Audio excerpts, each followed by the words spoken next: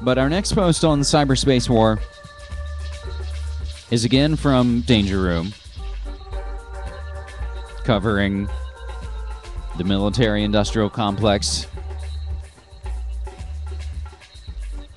Booz Allen Hamilton and, of course, McConnell.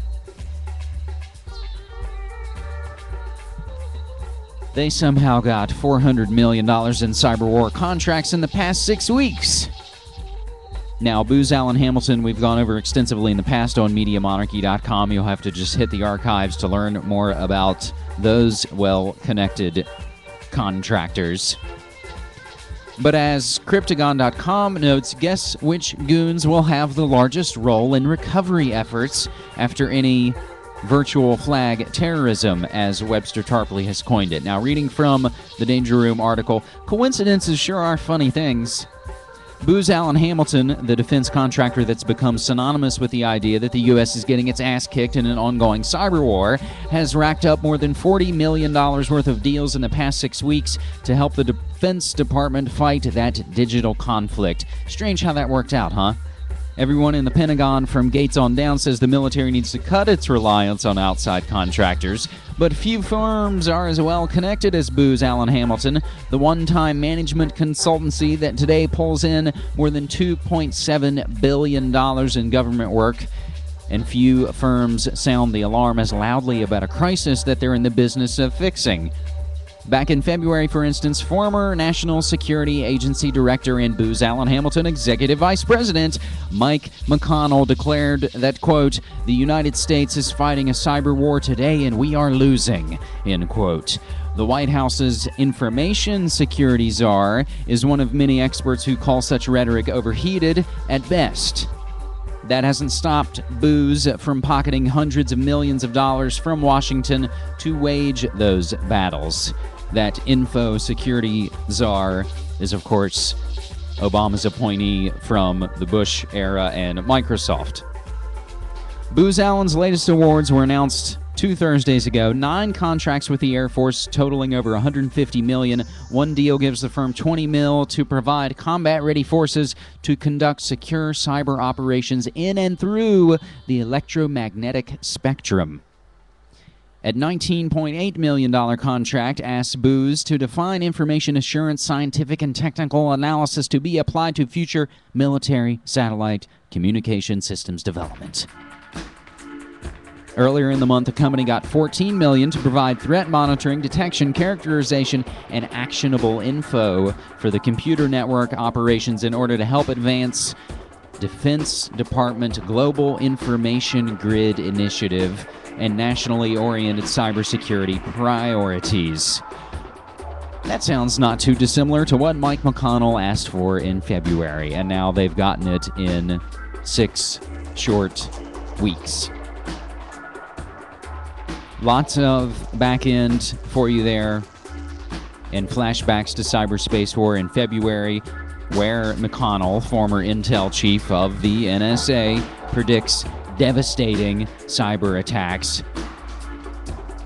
More from Threat Level and Forbes and the Washington Post and GovExec and Washington Technology, and as well the Booz Allen Hamilton entry from historycommons.org, so you can see there are a couple of little entries on the complete 9/11 timeline. Now, our last story from cyberspace war. Again, let's not forget the intelligence connections to Google, but of course, they enable me to bring you the Media Monarchy website. It's all hosted, all on them. We'll probably have to fix that someday soon. Having said that, from V3, Google admits harvesting Wi-Fi data with their Street View cars. Google admitted that it has been recording data transmissions on Wi-Fi networks using its Street View cars. Alan Eustace, Senior Vice President of Engineering and Research at Google, explained in a blog post, while Google routinely collects wireless info such as network names, it's also been collecting payload data from open Wi-Fi points for the past 4 years. So how did this happen? Quite simply, it was a mistake. We're quoting Alan Eustace from this blog post. In 2006, an engineer working on an experimental Wi-Fi project wrote a piece of code that sampled all categories of publicly broadcast Wi-Fi data. A year later, when our mobile team started a project to collect basic Wi-Fi network data like SSID information and MAC addresses using Street View cars, they included that code in their software, although the project leaders did not want and had no intention of using that payload data. Eustace said that Google has shut down the Street View fleet until the company is sure that the software has been removed and will bring in an independent third party to verify that the code has been expunged and fully deleted. However, privacy watchdogs and consumer groups have pounced on the news as yet another example of Google's demonstrating a lack of concern for privacy. Does this all sound familiar? Google's computer engineers run amok, push the envelope, and gather whatever data they can until their fingers are caught in the cookie jar, said John Simpson, consumer advocate with Consumer Watchdog. Then a Google executive apologizes, mouthing bafflegab about how privacy matters to the company. Simpson added that Google's plans to have an unnamed third-party study what went wrong and to check that the improperly gathered private data has been eliminated is inadequate. That's like getting to pick the referee in a championship football game. Our last two related updates from Ars Technica and Threat Level. Google data collection eyed by Congress and perhaps a class action lawsuit. So again, we'll see if anything comes from that. Don't be evil. And the last note, like we said, from Threat Level, Google to offer encrypted search. I believe that starts next week. But what can you believe? And again, like I said, I basically pay for the domain names, which is cheap, relatively, of MediaMonarchy.com, MediaMonarchy.org, foodworldorder.com, cyberspacewar.com, and a few of the others that are nestled within the media monarchy, waiting to emerge at any moment.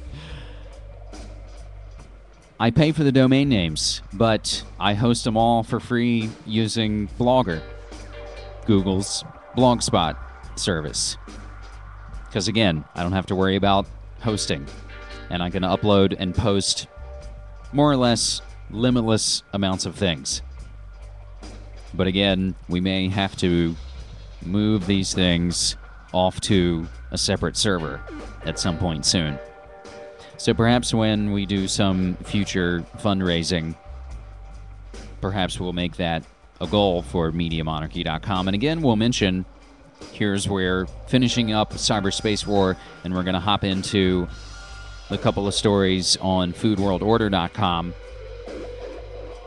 We do accept donations at MediaMonarchy.com. We just started a couple of months ago in conjunction with TragedyandHope.com in distribution of their exclusive new DVD documentary, 2020 Hindsight, Censorship on the Front Lines, dealing pretty much exclusively with the financial situation that we see, the cataclysm, and again, how folks have seen and have warned and have been whistleblowers and have tried to go to the open investigative media like Frontline in 2020. And every day, more and more things to pretty much prove out all the things that Richard Grove goes over in 2020 Hindsight, directed by Paul Verge of Divergent Films. And again, $10 to MediaMonarchy.com gets you that exclusive DVD, and you help fund all the MediaMonarchy.com operations, the websites, the domains, the radio station dues, any gear fixing, the P.O. box, Skype money. All those things keep MediaMonarchy.com rolling, and again, we greatly appreciate it.